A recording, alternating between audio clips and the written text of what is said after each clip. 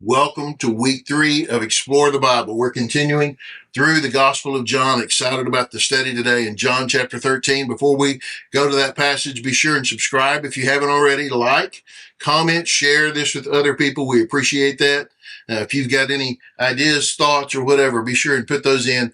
We always appreciate that. All right, let's go and look at John chapter 13.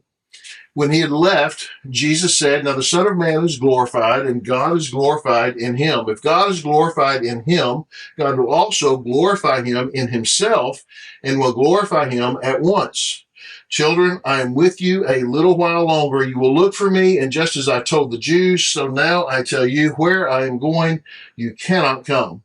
I give you a new command, love one another, just as I have loved you. You also are to love one another. By this, everyone will know that you are my disciples if you love one another."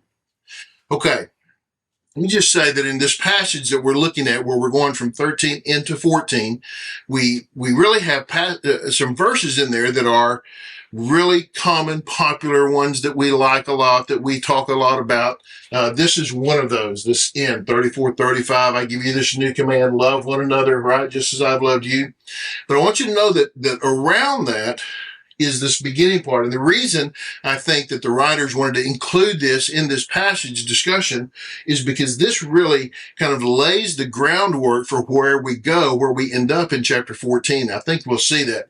And the beginning of this passage is about the glory of God, right? He says, "The Son of Man is glorified." You see that? "And God is glorified in him. If God is glorified, God will also glorify him in himself and glorify him at once." You see that these over and over, 1, 2, 3, 4, 5 different times, right? Jesus talks about this glorified. Now we know, okay, when we think about what glory means to make him known, to make him well known. That's when we bring God glory, we are making him well known. That's what we're trying to do, to make him known. So you see this, the Son of Man is made known, right? And God is made known in him. Now I'm just going to tell you this part, this section of glory, the glory verse, right? Look, this is a verse that Jesus has. This is a statement of Jesus. This is not a statement that you or I can make. We can't make this, right? We can't say, "Now I am glorified and God is glorified in me." Well, hopefully that's true. If God is glorified in me, God will also glorify him in himself and will glorify him at once. That God's going to glorify me? Well, that's just not going to happen, right? This is between the Son of Man, Jesus, and the Father. In this glory that Jesus gains when he is obedient, because God is also glorified in that. And we think about, we're leading ourselves to the cross. And so that's what all this is about. Okay. So here he says, God will glorify him in himself, will glorify him at once. So he's talking about the cross is what he's talking about. He's talking about the empty tomb. That's where he's going. Okay. So he's saying, children, which is interesting because often he talks to the disciples as friends, but here he says, "Children, I'm with you a little while longer, and you will look for me, and just as I told the Jews, so now I tell you." Here's the key part, right? "Where I am going, you cannot come. Where I'm going, you cannot come." Jesus says, I'm going to a place, I'm going to do something that you can't do. And we know that, right? Jesus is the only one qualified to die for the sins of the world. He's the only one whose death could pay the penalty for all of our sin. We know that he's the only one. So what he is about to do, we can't do. It's not for us to do. Then we get to this part, right? "I give you a new command. So therefore, I'm going to this place, you can't come.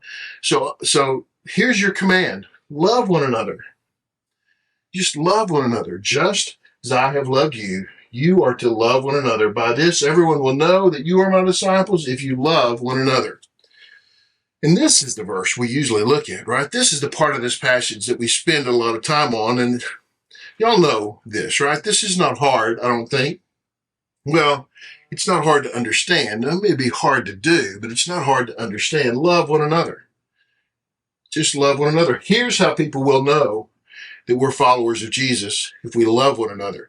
And we can talk about what that looks like, what love, true love, godly, agape love, what that looks like, how we act when we're loving towards one another. But I want us to go on. You can have that conversation for sure, but I think there are other things here we want to get to. Lord, Simon Peter said to him, where are you going? Okay, so catch this. This little statement right here that most of us never even think about, right? Because we're getting to this part. Man, that's where Peter wants to live. Lord, where are you going? What do you mean? Where are you going? It's like the whole love one another thing just whoo, right over his head, right? Lord, where are you going? Jesus said, well, where I'm going, you can't follow me now. But you will follow later in the sense of you will die. You will give your life later. Not in the same way, not for the same effect, right? But you will die. Lord, Peter said, why can't I follow you now? I will lay down my life for you.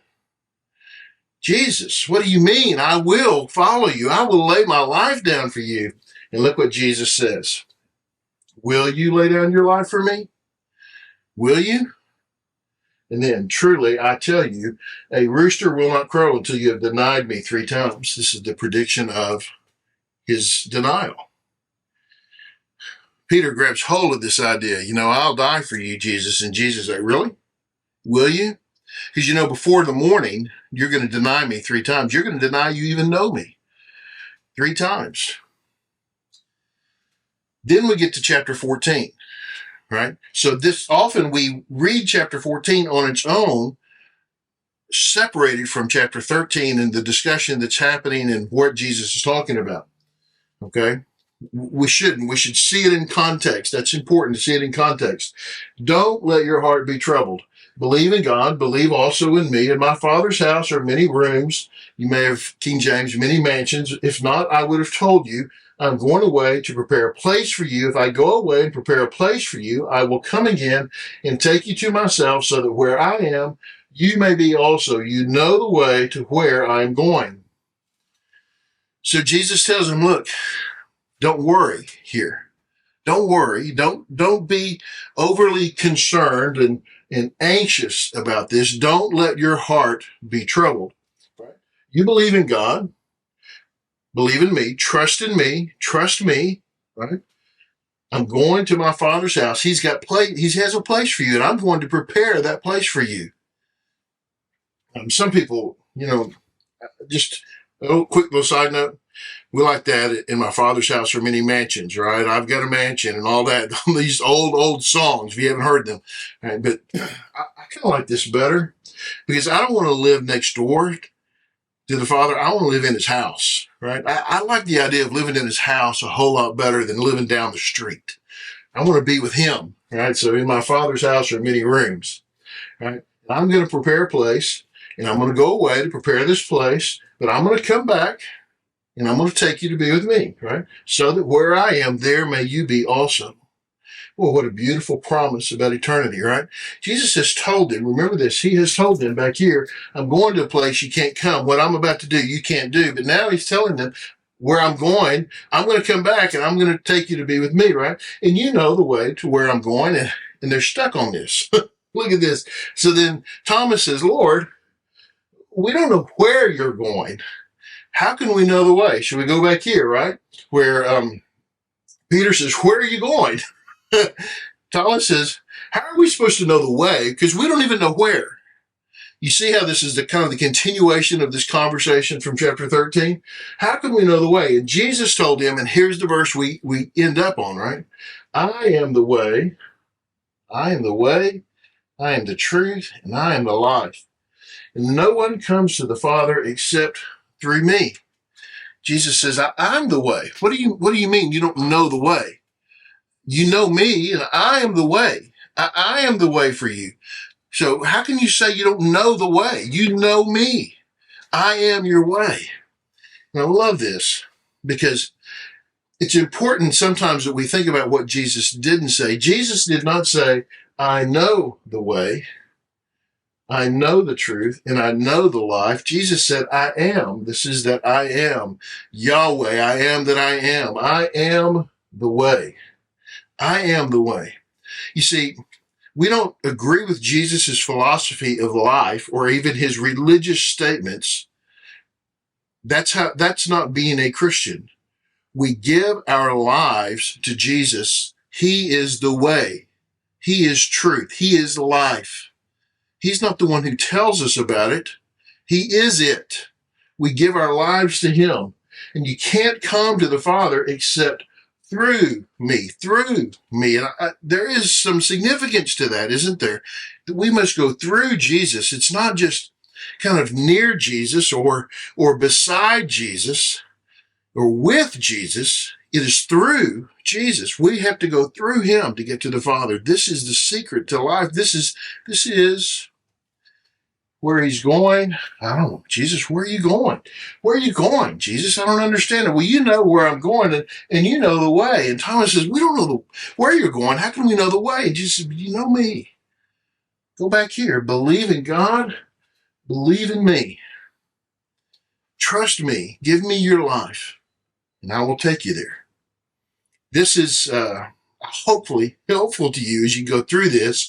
I want you to see why I think they included chapter 13, because this really is the story about where Jesus is going and what he's doing, and ultimately about how we get to where he is. And it is through him. Okay? Hope that's helped. God bless you. Thank you for teaching.